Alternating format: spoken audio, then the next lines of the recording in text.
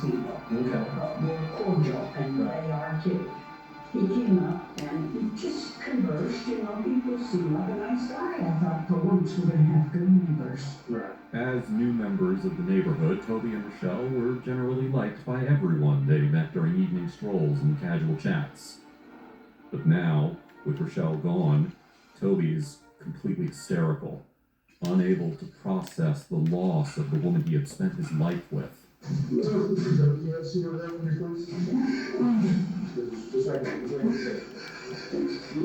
need something? Okay, can I get you some water?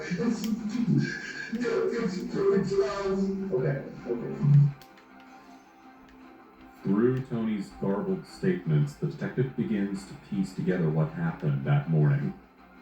Even after moving into the new home, there was still work to be done, and Rochelle had recently been dealing with an issue with the gas. That morning, contractors were scheduled to come in to assess it, and had arrived early.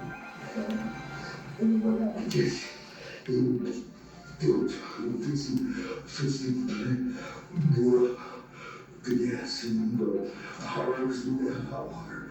Okay. And when you woke up, what happened?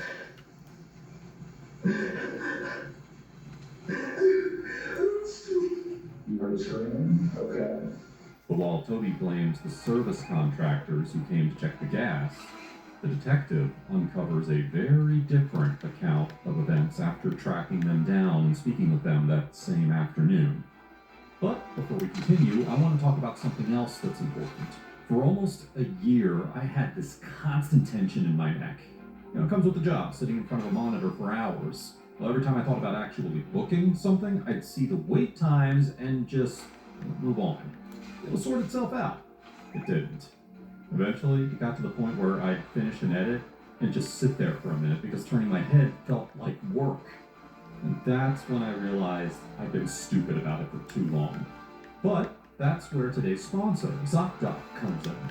ZocDoc is a completely free website that makes booking your next doctor's appointment fast and easy. Put in the specialty you need, your location, your insurance, and it pulls up in-network doctors near you with real openings. 150,000 plus providers across all 50 states. Read the reviews, pick a slot, done.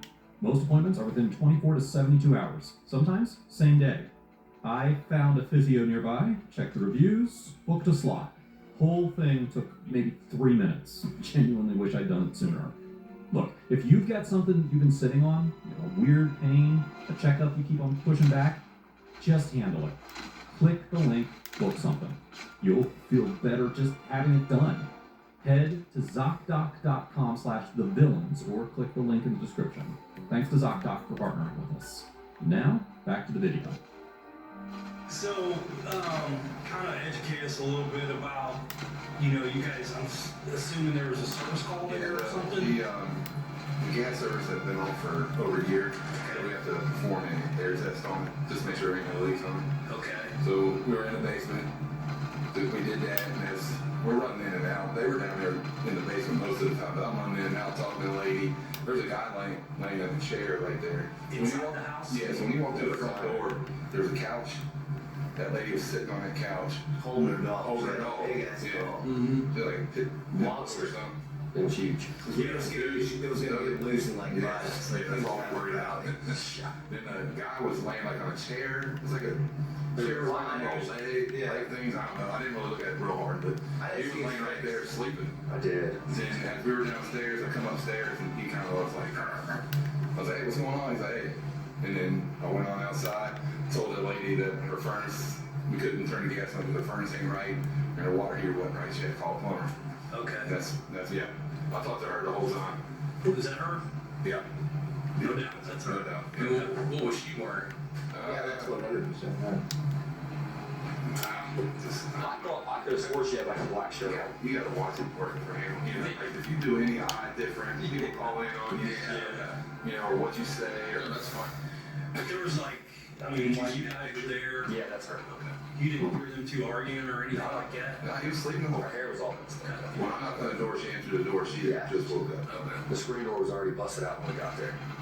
By the way, because we walked in. It wasn't even open. I just walked to the screen door. To them, it was a routine call like any other. They recall Toby sleeping through most of their visit at around 8 a.m. and remember Rochelle being especially kind during their time there. What do you mean? Not accidental. Oh, yeah, this is not accidental. Okay. Like a heart attack or something. Something bad's happened after you guys left. Now, getting that time frame down when it actually happened, had to be sometime after you guys left. It could have been an hour or two after you guys had gone. 8:30 probably, because our schedule was 8 o'clock, so we sat around here till like 7:55 when we drive over there. Yeah. So probably 8:30 when we left. And you guys worked for the city for a while? I've been here 16 years. So you know our city, man. I mean, we had bad stuff happen sometimes, but stuff like this that happens is far and few in between. We had murders and stuff like that. They're usually the street murders. They're a little different than stuff like this. Yeah. We only get stuff like this very so often. It's not something that's common here. So This is what I'm saying. She seemed nice. I mean, she didn't seem like she was like out of order or nothing. Like she seemed cool. Like, Did you just sat on the couch? nothing wrong with her at all. Yeah, she held the dog for us. It was super nice. The workers left at around 8:30 a.m., and Rochelle was still alive. The workers seemed completely genuine and honest and answered all questions. But meanwhile, alone inside the interrogation room, Toby is still hysterical. But as these interviews continue, the investigating team is alerted to the autopsy results, and they are far more disturbing than expected. Rochelle had been stabbed more than 55 times. Moreover, forensics found deep cuts on her arms, hands, and in between her fingers. Clear signs that she had tried to fight back.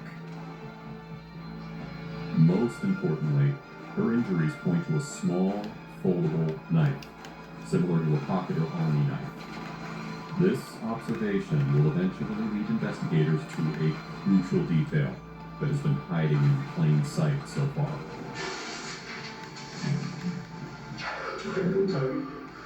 Hey, can you get us another time? You okay? Can you listen?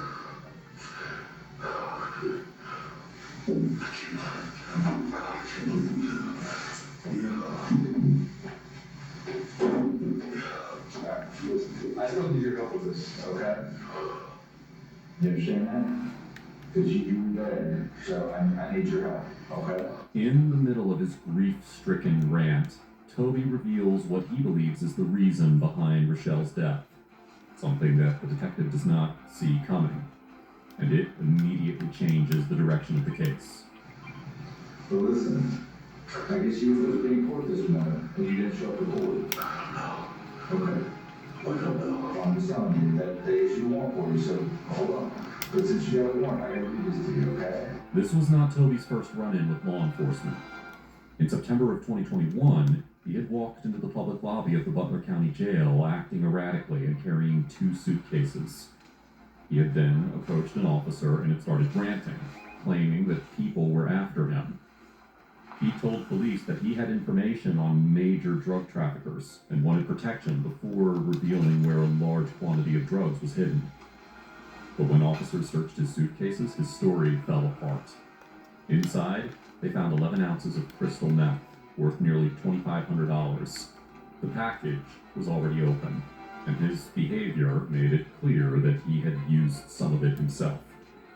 So instead of charging him immediately, the officers offered him a deal: work as an informant and avoid prosecution. Toby agreed, but then disappeared, never contacting them again. With no cooperation, the deal fell apart.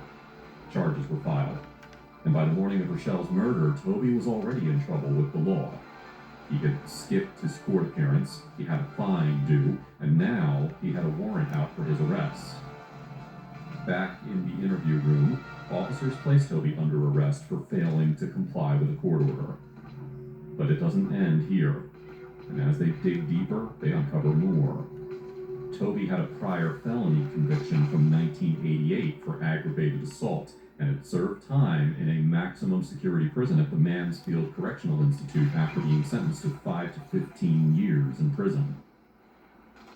With that history, and with neighbors reporting no one entering or leaving the home, the detective began to question whether this could have been an inside job. All right, good. Okay, listen up. It's right here, search one for you, okay?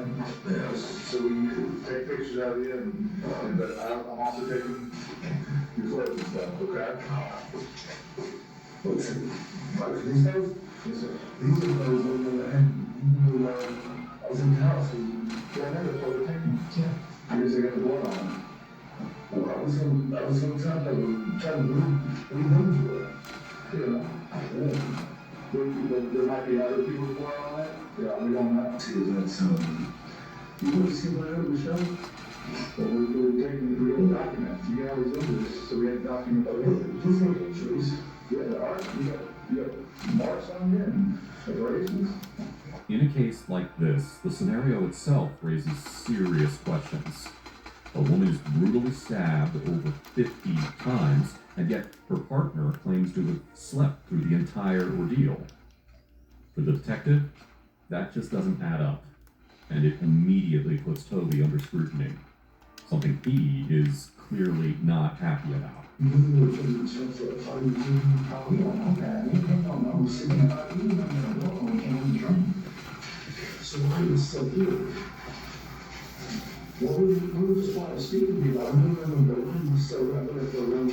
I'm still here. Toby has been in the room for over 4 hours at this point, and with no answers coming his way, his